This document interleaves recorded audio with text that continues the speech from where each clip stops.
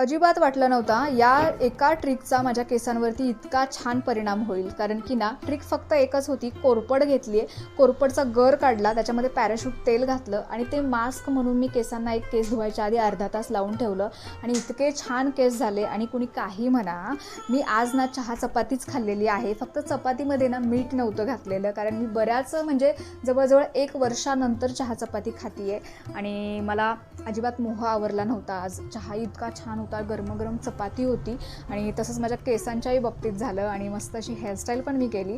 त्यानंतर मला बाहेर जायचं होतं आणि बघू शकता सिग्नलला इतके सुंदर गुलाब होते आणि गुलाब बघून ना अक्षरशः असं वाटत होतं की सगळेचे सगळे घेऊ की काय करू. पण आपण संसारिक माणसं ना, आपण गुलाब नाही, आपण फक्त भाज्या घेऊन येणार घरी. तशाच पद्धतीने मी सगळ्या भाज्या घेऊन आले आणि आल्यानंतर ना बाहेर ऊन तर काही दिसत नाही, पण इतका थकवा जाणवायला लागला होता ना. पाणी पिणं खरंच गरजेचं आहे.